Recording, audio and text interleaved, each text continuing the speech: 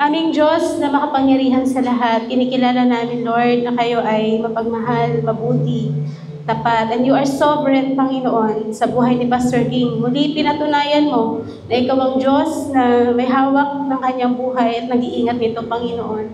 Papasalamat kami, Lord, na you are in control sa lahat po ng sitwasyon. At sa kabila, Panginoon, ng naranasan niya na ito, papasalamat kami na ikaw po yung naging comfort niya, ikaw yung naging refuge, ikaw yung naging rest.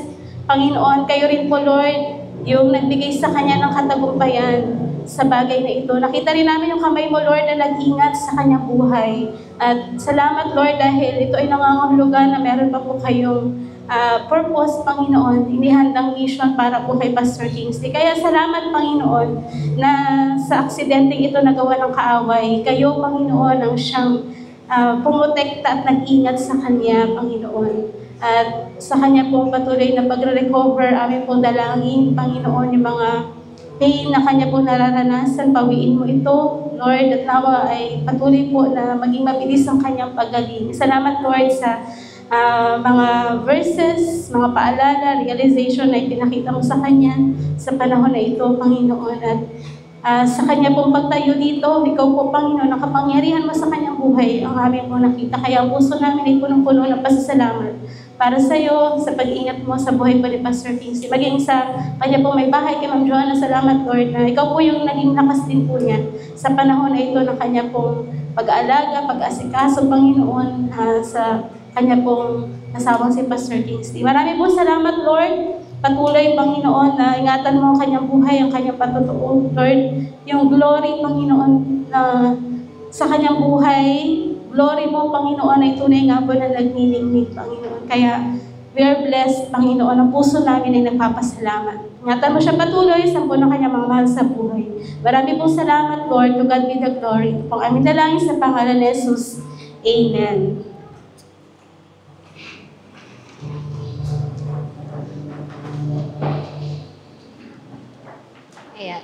Magandang umaga po sa ating lahat muli at salamat sa Panginoon sa araw na ito. Tunay nga po marami tayong mga narararasang pagsubok, mga bagay na hindi inaasahan, nakakatakot, minsan naharapin. Kahit nga po sa Facebook, di ba, marami ng bagay na nakakatakot tayo napapanood, nakikita. Minsan sa Messenger, nakakatakot. Pag may nag-text sa'yo, Mare, kamusta? Nakakatakot po yun, di ba? Ano pa ba? Pag sinabing, Ma, tingin pera. Ayun, nakakatakot po. At kagabi natakot po ako. Di ba, sir? At takot po ako. Sabi po sa akin, good evening, ma'am. Nakakatakot po yun. Nakinabahan lang ng konti. Good evening, ma'am. Naku, parang alam na po natin yung kasunod. Ayoko pa po talagang buksan yung messenger po. Pero sabi nga ni Ma'am Delay, naalala ko yung sabi ni Ma'am Delay na prayer lang talaga. At hindi ko po binubuksan yung messenger ko. Sabi ko, in Jesus' name. In Jesus' name, natakot yun. In Jesus' name, Lord, Lord. Wag po sana. Pero nung binuksan ko po, yun po pala. Meron pa palang pinapagawa si Lord sa buhay ko. So salamat sa chance na ibinigay ni Lord. It's really pressure, pero sabi nga, pray sure. By God's grace lang po talaga. Kaya tayo ay narito. At tinatanggap ko po yung grace ng Panginoon. At yun po ay acknowledgement na wala po akong kakayahan. Walang karapatan tumayo. By God's grace alone. Tinatanggap ko na buo yung grasya ng Panginoon sa aking buhay. At ako po ay narito sa inyong harapan. So tayo pong lahat ay patuloy na lumapit sa Panginoon. Minsan pa yumuko po tayo. Samahan niyo po ako mag-pray. At pangunahan po tayo ng Panginoon sa oras na ito. Lord, nagpapasalamat po kami sa araw na ito. Salamat, Panginoon, sa chance, privilege, Panginoon, na binibigay mo sa bawat isa ng mga anak mo. Lord, na minsan pa ay marinig ang iyong mga salita. Lord, nagpapasalamat po ako sa araw na ito na muli sa pamamagitan ng mga salita mo, kakausapin mo po kami. Hiling ko, Lord, ang covering mo po, Panginoon, sa akin. Tulungan mo ako, itago sa iyong likuran, Panginoon. Nawa ay ang mga salita lamang nalalabas sa aking mga labi ay yung galing sa iyo. At tulungan mo, bigyan ng karunungan, Panginoon, sa pagpapahayag ng mga salita. Maging simple lang ito, Panginoon, at maunawaan po ng bawat isa sa amin.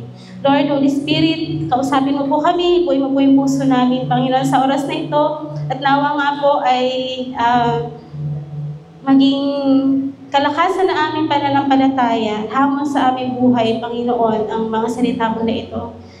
Lord, take your place sa lugar na ito. Ikaw po ang siyang marinig, ikaw po ang siyang makita. Alisin mo ang mga espiritu ng pagmamataas na nasa aming mga puso. Ikaw lang, Panginoon, ang siyang magnify sa oras na ito. Mga salita mo, Panginoon, ang siyang maging maliwanag na tanglaw sa bawat isa po sa amin. Ito po ang aming dalangin sa pangalan ni Jesus. Amen. Right. Ang atin pong teksto ay matatagpuan dito po sa Efeso chapter 5. Verses 15 to 16. Ganito po yung nakasulat. Kaya mag-ingat kayo kung paano kayo namumuhay. Mamuhay kayong tulad ng matatalino at di tulad ng mga mangmang. Gamitin ninyo ng lubusan para sa mabuti ang bawat pagkakataon sapagkat puno ng kasamaan ng kasalukuyang panahon. Dito po sa ibang salin sa English, nakalagay po dito, look carefully then how you walk, not as unwise, but as wise, making the best use of time because the days are evil. Ang atin po topic sa umagang ito, pag-aaralan po natin ay make the most of time. So sa ibang translation, ang nakalagay po doon, wag daw sayangin ang panahon. Wag nyo sayangin yung panahon nyo. Gamitin nyo ito sa paggawa ng mabuti kasi maraming gumagawa ng kasamaan sa panahong ito. Alam niyo po sa ACH, bago po kumain yung mga bata, lagi po nilang sinasabi, huwag mag-aksaya ng pagkain. Kaya naman, kakain sa tanghali, sa gabi naman, sasabihin naman nila, huwag magsayang ng pagkain sapagkat marami ang hindi kumakain. So yung pagsasayang po kasi, o yung squandering, ibig sabihin, maling paraan ng paggamit ng isang bagay. At yung nire-recite nila, yun po ay tumutukoy sa pagkain. Okay? So, marami tayong nakikita sa panahon na to na mga bagay po na inaaksaya. Ilaw, tubig, di ba? Inaaksaya. Hinahayaan lang tumutulong, kuryente, sabon, mantika, mga magulang. Yung mga nanay na nakabudget lang talaga yung pera. Alam na alam po natin yan. Alam na alam ng mga magulang na hindi dapat inaaksaya yung mga bagay na yan. Hindi kasi tama yung paggamit ng mga resources. At sabi nga noon, kapag mali daw yung paggamit ng mga resources, ito ay naglilid sa pagiging waldas, sa pagiging squander. Okay po? So, siguro na-experience natin yan ng mga bata pa tayo. Sige, halal lang sa gamit ng kung ano-ano. Pero nung tayo ay tumatanda na, nakikita na po natin yung halaga ng mga bagay-bagay. At natututo tayo ng pahalagan ito. At dito po sa verse na ating binasa kanina, ang gusto ng Panginoon na bigyan po natin ng pahalaga ay ang oras. Sa ibang salin, sabi gano'n, yung panahon at pagkakataon. Isa daw po sa greatest asset ng isang tao, yung time.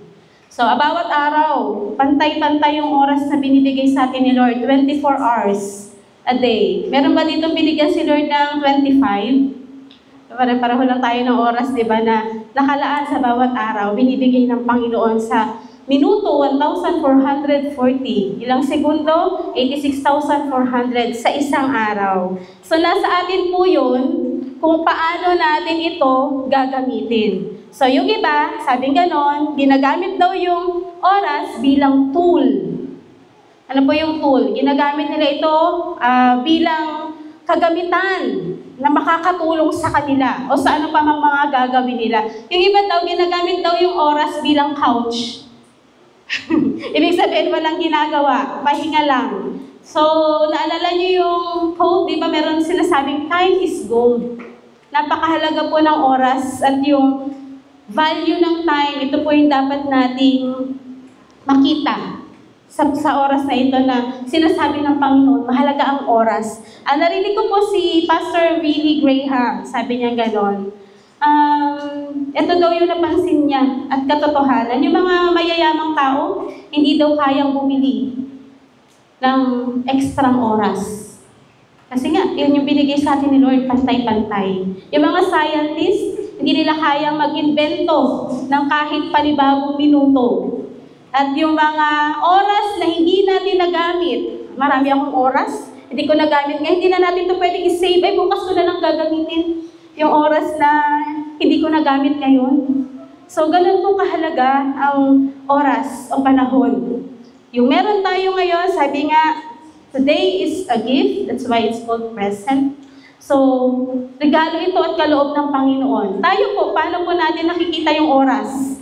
Sa atin pong araw-araw na buhay at paggising na binibigay po ng Panginoon. Paano po nakikita ang oras? Paano natin po pinapahalagahan ang oras? Ang sumulat po nitong Efeso na ito, na aklat ng Efeso, tinuturing po itong prison epistle. Ibig sabihin po ay isinulat po ito sa loob ng kulungan. At ang sumulat nito ay si Apostol Pablo. Alam niyo po, para sa mga nakakulong, dalawa daw yung pwede nilang perspective sa time. Pwede daw nila itong tingnan bilang punishment. At pwede rin daw nila itong tingnan bilang resources. So, pero si Apostol Pablo, habang siya'y nakakulong, ginamit niya yung oras niya para sumulat ng maraming mga habilin, paalala sa mga kapatiran. Di ba, alam ba ni Apostol Pablo na darating ito sa panahon natin at magagamit, mapapakinabangan natin yung mga sinulat niya. So, yung kanyang paggamit ng oras, ito ay tinuring niya bilang resources. At sana, bilang mga Kristiyano, tayo rin po, sa tulong na ating Panginoon, ay makita natin kung gaano kahalaga yung oras na meron po tayo sa ating pong buhay. So, kaya nga, sabi pong gano'n, ang pagpapahalaga sa oras, ito po yung ilang mga biblical truths, mga katotohanan na mula sa Biblia, patungkol po sa oras. Makita po natin una sa Awit chapter 90 verse 12, sabi pong gano'n, so teach us to number our days, that we may apply our hearts unto wisdom. So makita natin dito unang katotohanan na gustong malaman ng Panginoon, base po sa Biblia. Sabi po, ang pagpapahalaga pala sa oras ay pagpapakita ng karunungan. So makita natin, di ba, marami pong mga tao, talagang pinaplano nila yung kanilang time, ini-schedule po nila ito.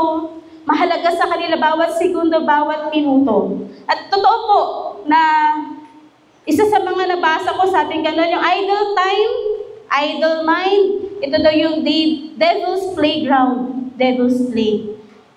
Kapag wala tayong ginagawa, yung oras na patay sa atin, kung ano-ano na yung naiisip natin, kung ano-ano na yung mga ginagawa natin. So, mahalaga, napahalagahan ng oras, bawat minuto, bawat segundo, ginagawa natin yung dapat sana na gawin natin para sa araw na iyon ay pinagkatiwala sa atin ng Panginoon. Kaya di po ba sa school, merong mga program. Gumagawa po ang mga teachers ng class program. Oras-oras na habang nandun sila mula alas 7 hanggang alas 5, may program po yan. Ito yung oras sa math, science, may laro, merong arts, may PE. So, meron pong nakahandang programa. Kasi ganun po ang pagpapahalaga sa oras. Ganun din sa paaralan. Meron tayong school calendar. So, nakaplano na ang lahat. So, ito po ay nagpapakita na pinapahalagahan ng oras. Kahit nga po sa bahay, yung mga magulang, kahit po maliliit pa ngayon yung mga anak, pwede nyo po silang bigyan o turuan na pahalagahan ng oras. Hindi yung kahit anong oras pwede gumising. Gising ka na. Tanghali na. Diba? Tanghali na gumigising ang mga kabataan.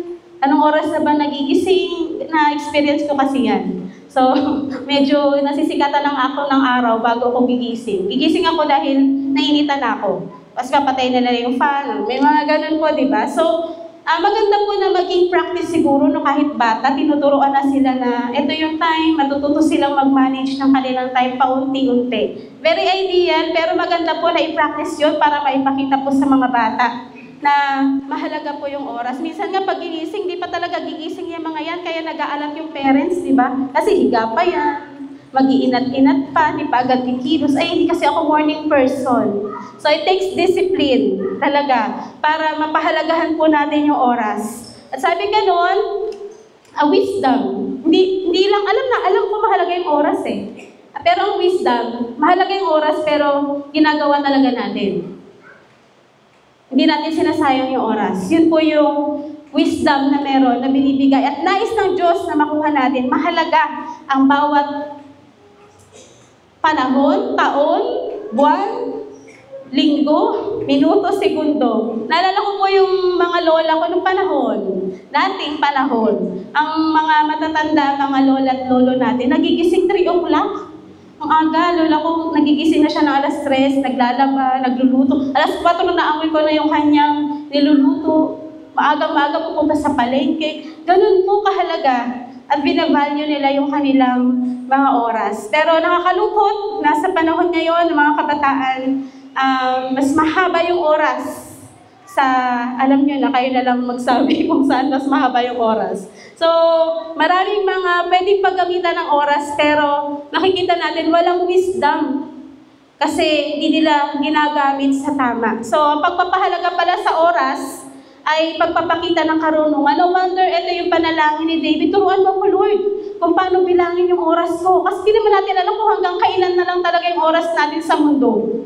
So kung tayo ay tao na merong tulong at karunungan na mula sa Diyos, bawat sandali ng ating buhay ay ating i-value. Ano man ang ginagawa mo, sino man ang kasama mo, papahalagahan mo ang oras na meron, na bigay ng Panginoon. Pangalawa po, nakatotohanan, patungkol po sa oras.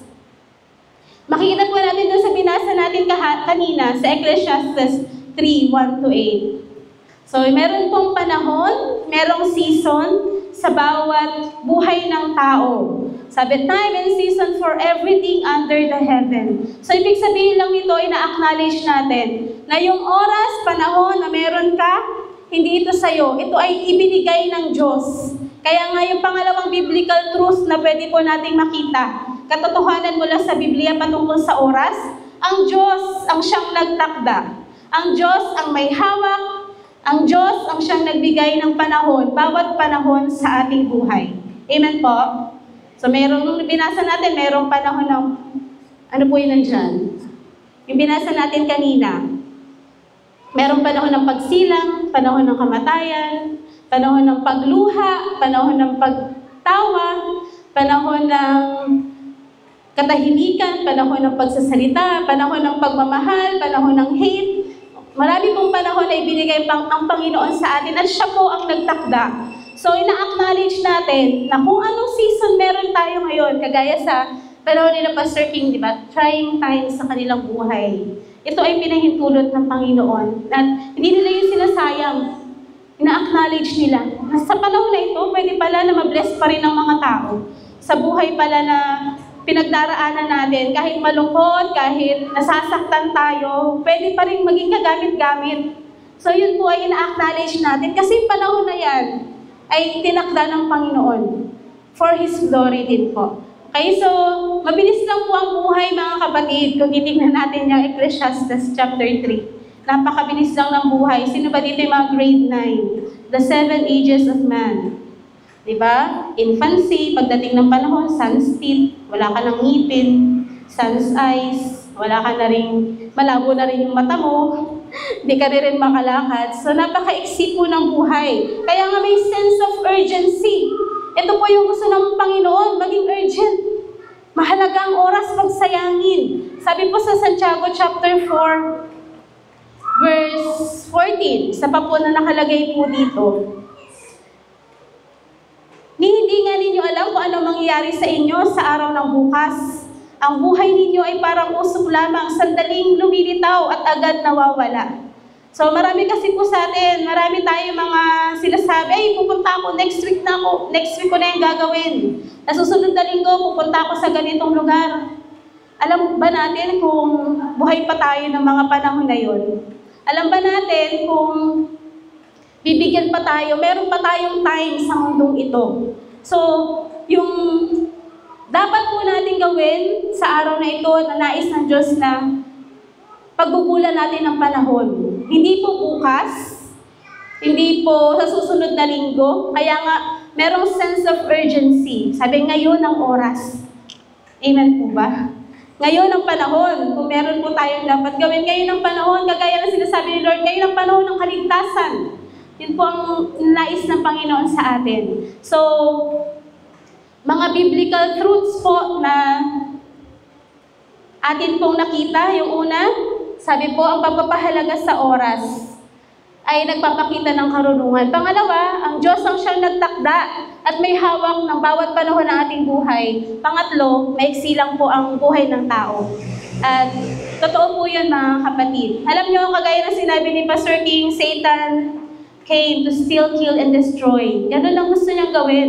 Yung napakagandang time na ibinigay sa atin, buhay na binigay sa atin ng Panginoon. Gusto niya yung wasakin, gusto niya yung sirain, gusto niyang patayin ang oras na meron po tayo. Kaya nga daming platforms ngayon na makikita natin para mawasak, masayang yung oras. Ano po yung meron? Social media. Lahat po tayo siguro guilty as charged. Maraming beses sa isang araw, ilang oras sa isang araw po tayo nagbababad sa cellphone. Panood pa, scroll lang. Pero hindi natin namamalayan, lumipas na yung 2 oras, lumipas na yung 3 oras, 5 oras. Ano pong average nyo ng pag-cellphone? Diba? Minsan, napakalaking oras na nagugugol po natin. Ano yun eh? Platform po yan. Deception ng kaaway para agawin sa atin yung napakahalagang bagay. Imbis na nasa pagkainan tayo at kasama ang mga mahal sa buhay, anong inaasikaso natin? Cellphone. Di po ba? So, nawawala na yung mahalagang oras na dapat ay ginugugol po natin sa ating mga pamilya, sa ating anak, sa ating asawa, at higit sa lahat sa atin pong Panginoon. Kaya nga pangit po ng marami tayong magagandang mga kaugalian dito sa Pilipinas, pero meron din namang hindi maganda at pwedeng i-improve. Example po, Filipino time. Ayan, kilala po tayo. Yung Filipino time kasi yung parang late. Diba? Malilate tayo, adjust yung oras. So, sinasabi nila natin, flexible. Pero talagang yung time, hindi po nasusunod. Manyana habit. O, yung mahilig magsabi ng mamaya na. O, wait lang. Hindi po magandang mga kaugalian na meron po tayo. At nakakalungkot, di ba? Clock watcher. Nung oras na ba? Sa trabaho, 5:00 na, wala pa 5:00, nag-aayos na talaga tayo. Inip na inip. Para bang pinaparusahan sa bawat minuto, segundo. 4:59, ang hirap hintayin ng 1 minuto na nandoon ka sa iyong opisina o sa iyong, saan ba? Sa paaralan o mga estudyante, di ba, nakakainip din kapag kayo ay nasa eskwelahan. So, sayang. Yung oras ay nasasayang. Time is wasted. At ito po ay nagpapakita na hindi po natin siya na-appreciate. At tayo ay nagiging marunong na gumamit ng ating pong oras. So, minsan yung control din po sa time, gusto natin na kunin ito sa ating Panginoon. Yung plan ni Lord para maging productive ka, para maging effective, efficient ang oras na ibinigay niya sa'yo. At minsan nawawala na po tayo ng sense of urgency. Hindi na po tayo nagmamadali sa computer games nga, di ba? Merong mga laro doon na nagmamadali. Pag time is up, wala na, patay ka na. So, nagmamadali tayo. Kailangan matapos natin yung maze o kung ano pa man. So, kung sa mga simpleng bagay na yun, gusto natin magmadali. Bakit sa panahon at buhay na bigay ng Diyos, sinasayang lang po natin? Kaya nga po, 2 punto lang po yung gusto kong i-share sa inyo. Paano? Paano natin susulitin yung oras na bigay po sa atin ng Panginoon? Balikan po natin yung teksto na binasa po natin dito sa Ephesians chapter 5, 15 to 16. So, 2 points lang po, mabilis lang po. Sabi pong ganun dito, kaya't mag-ingat kayo kung paano kayo namumuhay. Mamuhay kayong tulad ng matatalino at di tulad ng mga mangmang. Gamitin ninyo ng lubusan para sa mabuti ang bawat pagkakataon sapagkat puno ng kasamaan ang kasalukuyang panahon. Unang point, ayan, ingatan po natin yung ating pamumuhay. So,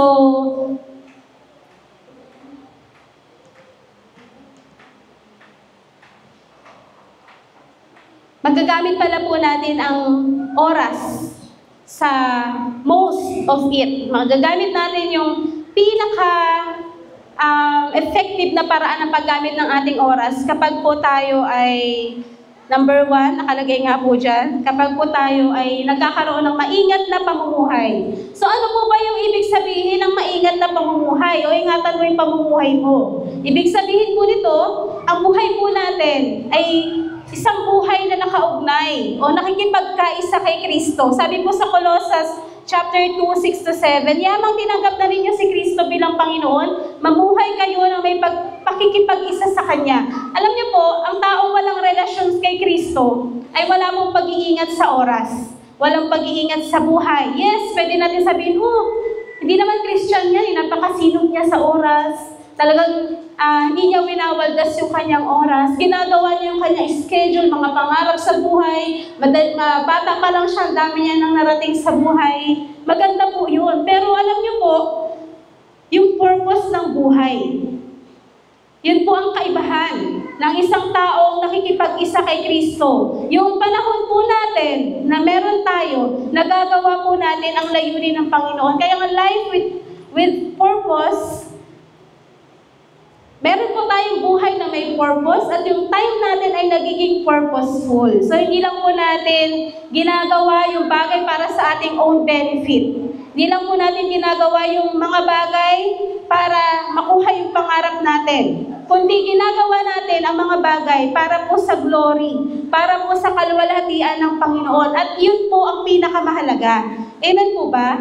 So, ingatan po natin yung pamumuhay natin. Lagi tayo makipag-isa kay Kristo. Kaya salamat kasi kayo, tinanggap nyo si Jesus. Ibig sabihin ay meron pong purpose yung buhay nyo. Bawat segundo na umiikot sa inyong buhay, bawat gawain na ginagawa nyo, maliit o malaki, nagiging mahalaga po yan sa harapan ng Panginoon. At meron pong kabuluhan.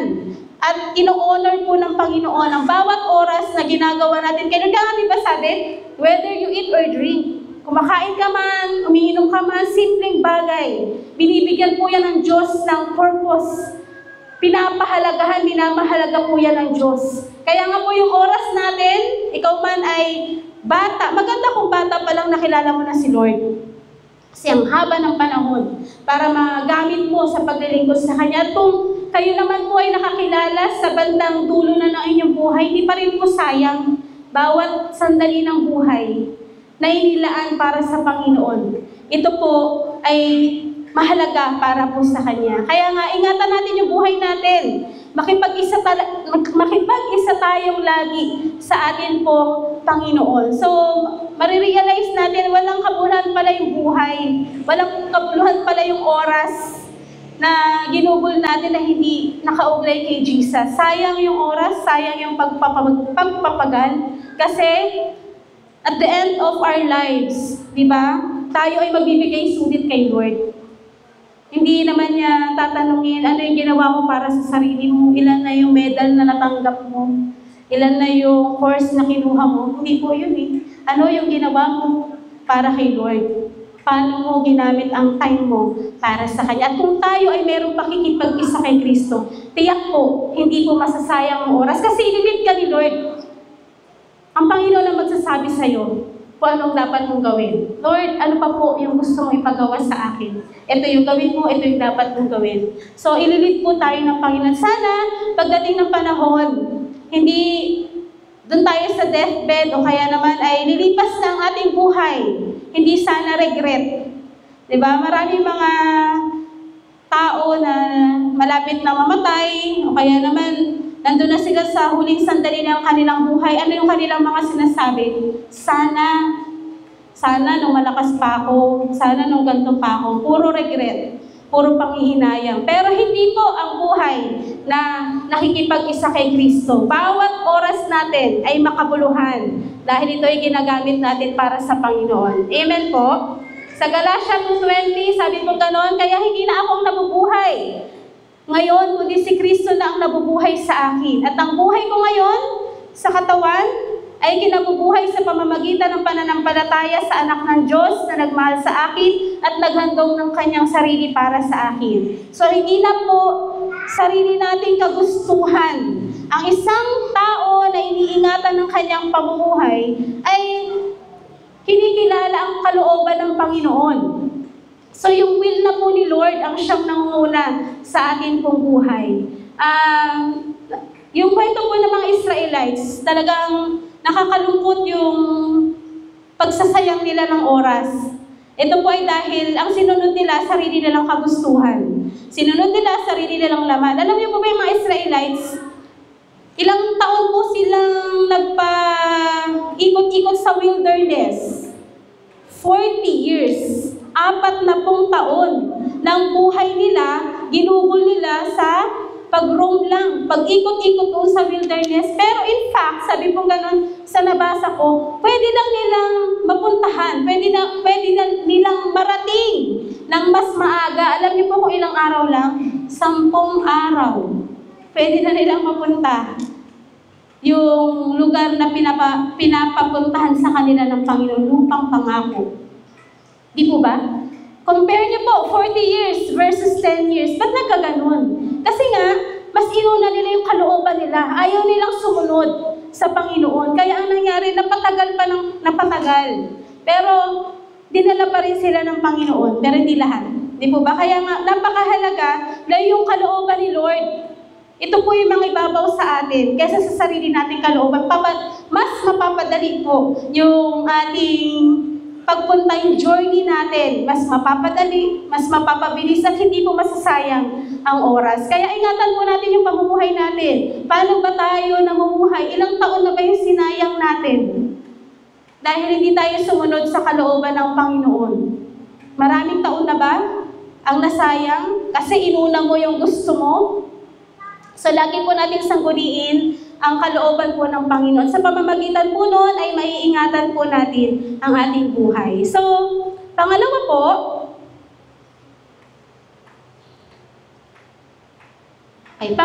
paano ba natin maiingatan ang ating pamumuhay? Pangalawa, kapag ginamit po natin yung buhay para po kay Kristo. So, sabi po sa Gawa 20:24, subalit walang halaga sa akin ang aking buhay. Magawa ko lamang ang aking tungkulin at matapos ang gawain ibinigay sa akin ng Panginoon. Ang isang tao po na iniingatan ng kanyang buhay ay ginagamit po niya ang oras at panahon niya para po sa ating Panginoon. Ngayon nga, di ba, yung self-love, lagi po natin naririnig. Meron pang ako narinig na kanta, I'm so in love with myself. Meron bang ganun? Di ba, I'm so in love with mahal na mahal niya talaga yung sarili niya. Okay, meron pong ganung kanta. Pero, kabaligtaran po na sinasabi po ng Panginoon, ang isang taong iniingatan ng kanyang pamumuhay, ay ginagamit niya yung buhay niya, hindi para sa kanyang sarili lamang, kundi ginagamit niya yung kanyang buhay para po sa ating Panginoon. So, minsan nanghihinayang tayo sa ministry po ang hinayang tayo na gamitin yung oras natin sa ministry. Nakakapagod kasi, di ba? After service, meron pa mga gawain. Sabado, pahinga na lang sana. Pagod, yung panahon, yung treasure, lahat po na yan. So, hindi po sayang yon mga kapatid. Yung bawat pagod na ginamit mo para kay Lord, bawat sentimo na binigay mo para sa kanyang gawain, o bawat talento na ginamit mo sa paglilingkod sa Kanya, hindi po sayang yon. Nagpapakita lang yon na iningatan mo yung pamumuhay mo. So, ikaw man ay naglilinis ng church, ikaw man ay nagsiserve, nagtuturo sa mga bata, umaten sa prayer meeting, lahat po ng mga iyan ay nagpapakita ng pag-iingat natin sa ating buhay. So, bakit? Kasi inilalagay mo yung buhay mo sa kamay ng Panginoon. Diba? At yung pinaka-safe na lugar ay hindi po sa comfort zone natin. Pinaka-safe na lugar ay doon po sa kamay ng Diyos. Gagamitin Kanya kung saan Kanya nais na lumago. Dadalhin Kanya kung saan Kanya nais pumunta. Kaya, mga kapatid ko na tumutulong sa church, meron po mga ministries, nasa safest place po kayo sa mundong ito. Dahil kayo ay nasa kamay po ng Panginoon. Your life is safe sa kamay po ng Panginoon. Dumating man ang pagsubok, dumating ang aksidente, kasakitan, di ba? Magtiwala lang tayo na ang Diyos ay sovereign, in control, at hindi po niya tayo pababayaan. Kaya keep up the good work sa mga commission. At open daw po ang iba-ibang mga ministries ng churches natin para po magamit po natin yung buhay natin para po sa Panginoon. So, ingatan po natin yung pamumuhay. At pangalawa, ito na po yung pangalawang point. Sabi pong ganun dito, gamitin nyo ng lubusan para sa mabuti ang bawat pagkakataon, sapagkat puno ng kasamaan ang kasalukuyang panahon. So, pangalawa po, paano natin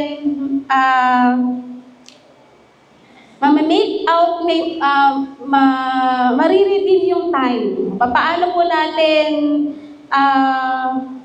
paano magiging makabuluhan ang ating panahon o oras. Pangalawa, gumawa po ng mabuti. So, sa Scout, di ba, meron pong sinasabi, do a good turn daily. Dito po sa Christian Academy, meron po kami tinatawag na good deeds.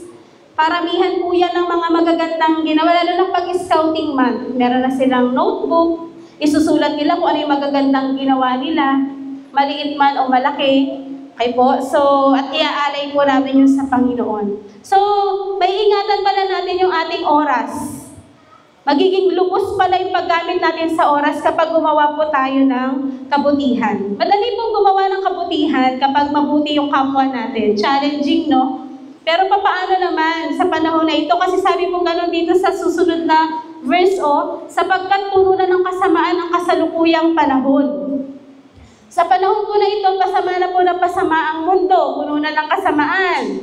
Di ba, napakalaking challenge na salungatin yung masamang ginawa sa'yo, tatapatan mo ng kabutihan.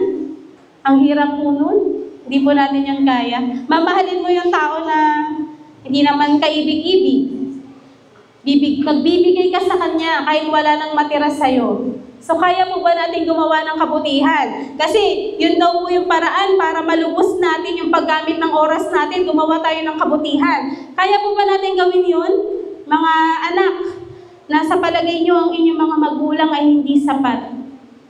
Meron pong gano'n nakakalungkot. Anak, natitiis po nila yung kanilang magulang. At kaya po nilang talikuran. So, challenge yun sa inyo. Kung hindi na mabuti, sa palagay nyo kung hindi na mabuti yung mga magulang nyo, kung sila ay naging napakahigpit at maraming pagkukulang, ang challenge, kaya mo bang gumawa ng mabuti sa kanila? Kaya mo pa rin ba silang mahalin? Ang mga magulang, gano'n din po. Kung ang inyong mga anak ay naging pasaway na, kasi sabi, masama na yung takbo ng mundo Kung yung mga anak niyo po ay naging pasaway, wala ng galang, at halos lahat na ng pasakit ay naranasan nyo na. Kaya nyo pa rin po ba silang gawa ng mabuti? Kaya nyo pa rin po silang mahalin? Yun po yung challenge sa pagpapahalaga sa time na ibinigay po sa atin ng Panginoon. Gumawa tayo ng mabuti. Sa workplace, meron tayong mga katrabaho na mga may-ari ng kumpanya. May-ari ng kumpanya kasi talagang siguro talagang ideal yung kanilang mga ginagawa. Sila kasi mga susunod, next in line. Kaya nyo ba silang mahalin? So, sabi nga, people are unreasonable, illogical, and self-centered.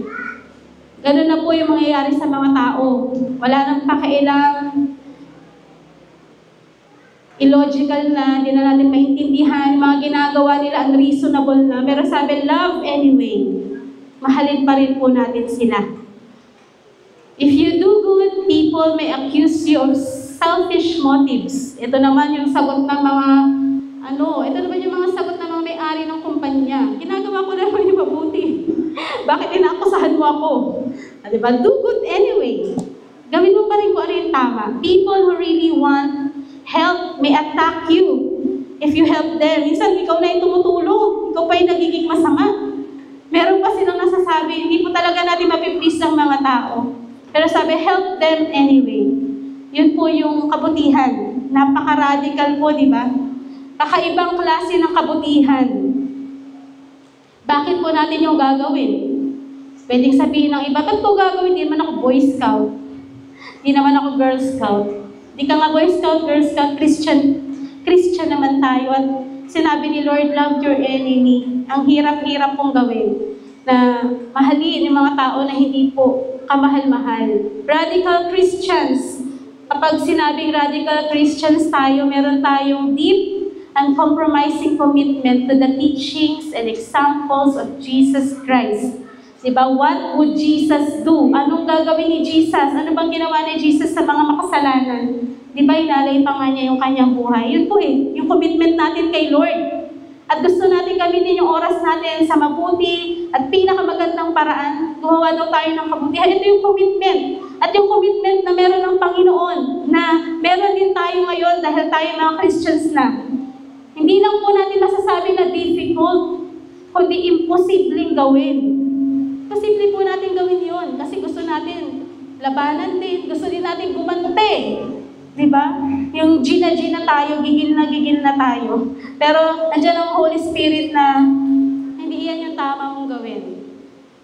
Magagawa po natin ito dahil si Jesus Christ ay nabubuhay sa atin.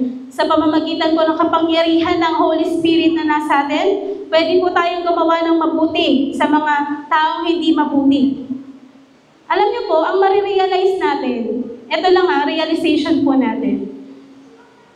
Tayo rin yun Tayo rin yung tao na yun. Tama? Tayo rin yung unlovable, tayo rin yung cruel, tayo rin yung tao na yun na mahirap pakisamahan, pero minahal tayo ni Lord. Kaya, yun po yung magagawa natin. Na-receive natin yung grace ng Panginoon.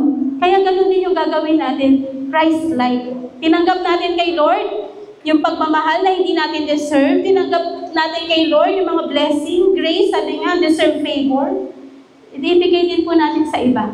So yun po yung marirealize natin na tayo rin yung tao na yun na unlovable. Tayo ay kaaway ni Jesus, pero binigay niya yung buhay niya para sa atin. So tandaan po natin, hindi po tayo gumagawa ng mabuti para maligtas.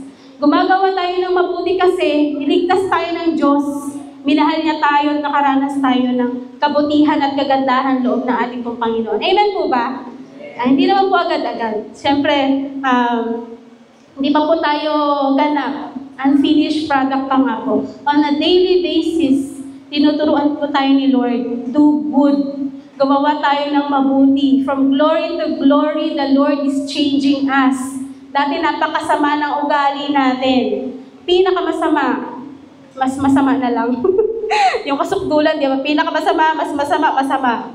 Tapos nung sa masama na mabuti, mas mabuti, pinakamabuti. O so nasa proseso pa rin po tayo. At tinuturuan tayo ng Hindi po madali, nararanasan po natin yan. Kung ano po yung nararanasan nyo, na minsan gina tayo, nararanasan din po namin. Diba? Kaya it's only by the power of the Holy Spirit. Yung kabutihan ng Diyos na nasa atin. Ito yung nagtutulak sa atin para gumawa ng mabuti. Amen po ba? So,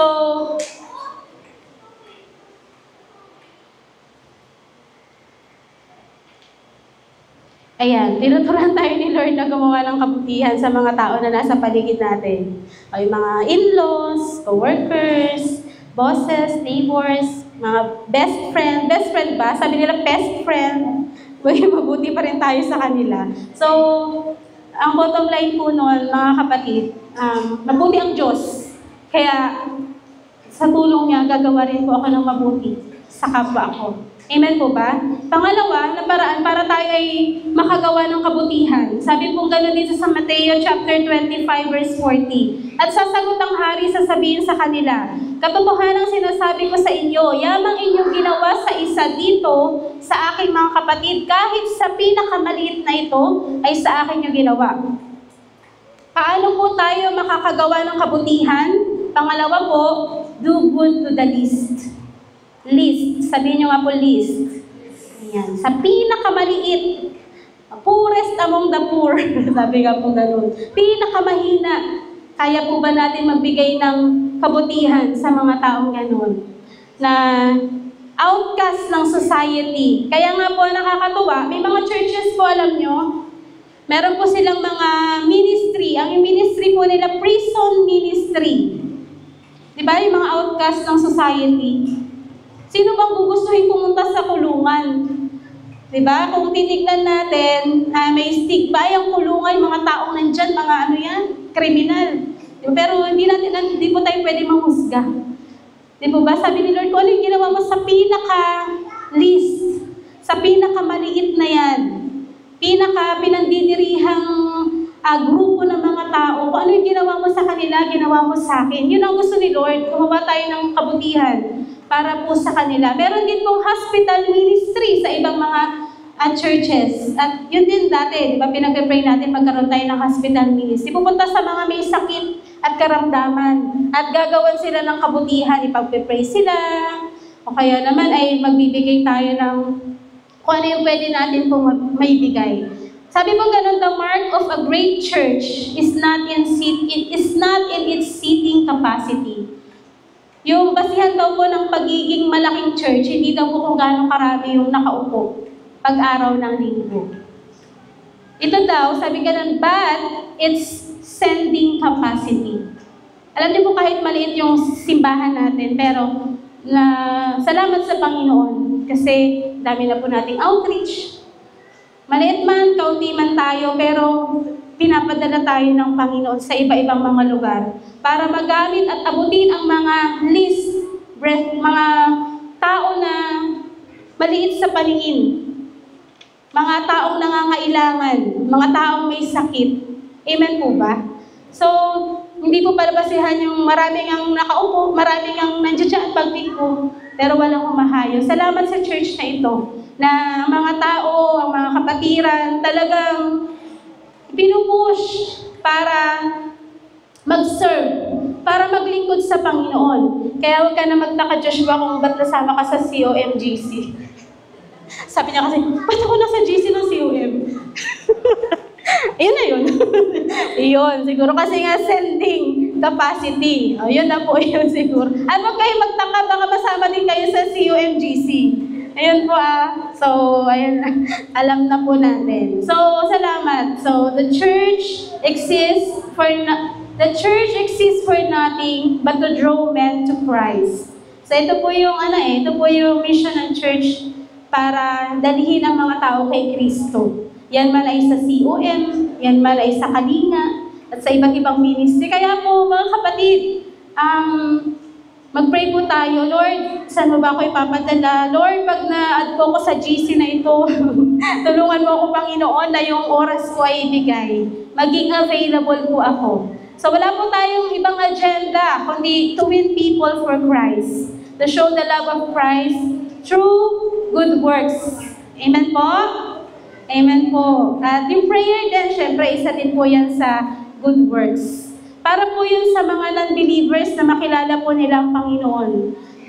Di ba sa mga social experiment, kung titignan nyo, yung mga mahihirap, ay meron pong mga namamalimos, ganun, nangihingi ng pera. Sino po yung mga nagbibigay? Yung mga mahirap din. Di ba? Kung sino pa yung pinakamahirap, siya pa yung nagbibigay. Kakainin na lang nila, isi-share pa. Di ba? Nakaka-bless po yung ganun. So, yung mga iba na may kakayahan, minsan, pag humingi tayo ng tulong, na-judge pa po tayo. Pero yung mga pulubi, mahirap, sige, bigay agad kasi na-experience na po nila. Although sila yung outcast ng society, pero mahal po sila ni Lord. Amen po. Kaya tayo yung puso at kamay ng Diyos para maitagpadama yung pagmamahal para po sa kanila. Naalala ko po yung Samaritan woman, kasi yun yung BBS namin. Outcast po siya. Kasi taga Samaria. Okay po, yung mga Samaritan, iniiwasan yan. Hindi po yan pinapakisalamuhanan. Ayaw nilang fellowship sa mga Samarian. Pag nalaman nila, ay taga Samaria, hindi pa na nila kakausapin o lalayuan na nila kasi nga hindi po ito bahagi ng Hudyo. So, pero alam niyo po, pinakita ni Lord na ito palang mga Samaritano na itong mga taga-Samaria, bagamat outcast sila, bagamat sila ay pinandidirihan dahil nga sa makasalanan, hindi sila yung piniling lahi. Pinakita po ng Panginoon na ang mga taga-Samaria ay mahalaga sa Kanya. When Jesus took the shortest path, alam niyo po, ang mga, nabasa ko lang po, yung mga papuntang Judea, pupunta sila sa Galilea, pwede namang mabilis na daan, isang diretsyo lang. Sabi nga, from point A to point B. Isang diretsyo lang, pero dadaan ka sa Samaria. Pero yung mga Pharisees ng mga panahon na yon ni Jesus, dumadaan po sila sa ilog. 2 ilog yung kanilang tatawirin. Meron po silang ibang rutang dinadaanan para hindi makisalamuha sa mga taga-Samaria. Outcast. Pero alam nyo, nakakatuwa kasi si Lord, di ba? Pinaglaanan niya ng panahon na daanan ang mga Samaria, taga-Samaria. Amen po ba? So, hindi lang pala kaligtasan, hindi lang pala para sa mga Jews, para sa lahat, para sa Hintil, para sa Samaritano, para sa mga Pilipino, at iba pa. Diba? So, salamat sa Panginoon kasi ginawan tayo ng kabutihan ng Panginoon sa pamamagitan ng pagliligtas niya sa ating lahat. At pangatlo, malapit na po tayong matapos. Pangatlo po, sabi ganon, paano tayo gagawa ng kabutihan? Gagawa tayo ng kabutihan. Sabi po ganon, gumawa tayo ng kabutihan especially for our fellow believers. Yung una, sa paggawa natin ng kabutihan, nakalagay po dito, do not withhold good. Pangalawa,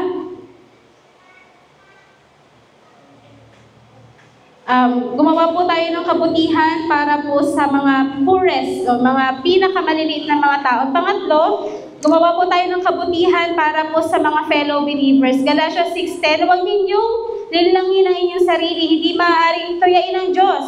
Kung ano ang itinanim ng tao, yun din ang kanyang anihin. Ang nagtatanim para sa sarili niyang laman ay aanin ng pagkabulok mula sa laman. Ngunit ang nagtatanim para sa espiritu, aanin ng buhay na walang hanggan. Sumunod po sa verse 10, kaya nga, basta may pagkakataon, gumawa tayo ng mabuti sa lahat ng tao, lalo na sa mga kapatid natin sa pananampalataya. So, purihin po ang Panginoon. Ito pala, yung paraan para tayo makagawa ng kabutihan. Kaya kapag nandito tayo sa church, laging pinapaalala, hindi natin iniisip, ano kaya yung makukuha ko? Hindi po yun eh. Dapat meron po tayong ibang mindset. Ano kaya yung maibibigay ko? Sino kaya yung pwede kong i-bless sa araw na to? Kalabitin nyo nga po yung katabi nyo. Sister, baka naman. Beke naman. Okay, so baka naman kayo yung nais ni Lord na i-bless niya. So, sa mga kapatiran, wag po natin ipagkait yung kabutihan. Kasi nais ng Panginoon na tayo magpalakasan. Diba, part po tayo ng body of Christ. At sa mundo na ito na pasama ng pasama, maging kalakasan po natin ang bawat isa. Maging encouragement po natin ang bawat isa. Tayo po yung mga little Christians. Tayo po yung mga Jesus na nakikita po nila. Sa atin po magre-reflect ang kabutihan po ng ating Panginoon. So, yun lamang po mga kapatid. At maging radical po yung ating pagtulong, paggawa ng mabuti. Wag po nating i-withhold yung kabutihan. Kung meron ka mabuti na pwedeng gawin po natin ngayon sa atin pong kapatid. Ang best time para gumawa ng kabutihan is now. Now is the time to love. Now is the time to worship. Now is the time to serve the Lord. At kagaya po ni Jesus, wag po natin sayangin ang oras. 3 years lang po yung kanyang ministry. Pero to the fullest, ginamit po niya yung time. Sa loob ng 3 taon na yun ang pagministeryo niya, wala po siyang nakaligtaan. Lahat po ay naabot ng pagmamahal ng Panginoon. So wala po pala yun sa haba ng taon, no? Kahit gaano kahaba yung taon natin sa mundong ito, pero hindi naman tayo nakaugnay kay Kristo. Hindi naman natin ginawa yung kabutihan na nais ng Diyos na ipakita sa kapwa. Baliwala din po iyon. Kaya, kagaya po ni Jesus, huwag po natin sayangin yung oras na ibinigay po niya para po sa atin. Live life to the fullest, sabi nila. Mag-adventure, magkaroon ng maraming experiences. Pero alam niyo po, ang buhay nga na hindi kaugnay kay Kristo ay walang kabuluhan. Kaya mga kapatid, huwag tayong lalayo sa Panginoon, lagi po tayong nakaugnay sa Kanya upang tayo ay makagawa ng mabuti. At ngayon nga po ang oras ng paggawa ng kabutihan. Ngayon ang oras ng tamang paggugol ng kabutihan sa atin pong kapwa. So, yung next slide po, nakalagay dyan, only one life. It will soon be past. Only what's done for Christ will last. Amen po. Ang ganda po, no? Isa lang yung buhay na meron tayo. Hindi natin nga alam kung tigi ilang taon meron tayo. Mawawala po yan. Lilipas din tayo sa mundong ito. Pero kung ang buhay mo ay nakaugnay kay Kristo, ginagawa mo yung kalooban niya para sa'yo, ito po ay mananatili. So, wala pong kabuluhan. And sa dulo po ng ating buhay, marirealize natin, walang kabuluhan ng lahat ng bagay. Yan man ay kayamanan, pera, o ano man na-achieve natin sa buhay natin. Pero yung maliit na bagay na ginawa mo kay Jesus, yun ang magmamatter. Kaya, simulan na po natin ngayon. Maglinis ng church, magdilig, lahat po tayo. Ano pa ba? Marami po eh. Alam niyo po parang sa tahanan, di ba yung nanay? Walang sayang na oras dyan, maraming nakikita. Ito, gawin po ganyan. Marami din po tayong pwedeng makita na pwede pong magawa para po sa Panginoon. At yung panalangin natin at nais ng puso natin pagdating ng panahon, masabi ni Lord sa atin, well done, my good and faithful servant. Di ba? Yun yung pinakaasam-asam natin. Pagdating ng end ng ating buhay, yung appreciation hindi po sa tao, kundi ang appreciation po ay sa Panginoon. Come to the joy of the Lord. Nagagalak po ang Diyos sa mga buhay na nakaugnay sa Kanya. Nagagalak po ang Panginoon kung ang ating oras at panahon ay ginugol para po sa Kanya. Kaya make the most of time. Tayo po ay manalangin. Lord, nagpapasalamat po kami sa umagang ito. Salamat, Lord, sa inyong paalala.